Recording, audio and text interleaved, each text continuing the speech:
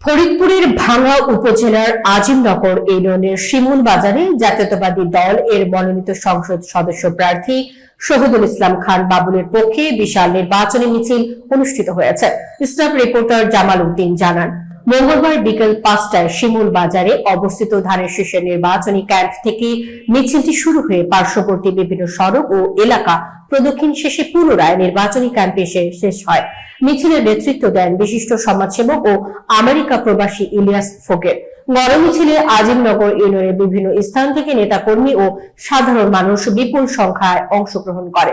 উপস্থিত ছিলেন আজিমনগর ইউনিয়নের চেয়ারম্যান মোহাম্মদ শাহজাহান হাওলাদার, ইউনিয়ন বিএনপির সভাপতি ডাক্তার সিরাজুল ইসলাম, বিএনপি নেতা Shamsul member, Taiyab Ali Matubbar, Shahjamal member, Masud member, Mohsin Hossain, Yunus Fakir সহ ইউনিয়নের অন্যান্য নেতৃবৃন্দ। মিছিল শেষে ইলিয়াস ফকির সাংবাদিকদের বলেন, আমি শহীদুল ইসলাম খান বাবুল ভাইয়ের পক্ষে বিএনপিকে বিজয় করার লক্ষ্যে আমেরিকা থেকে এসেছি।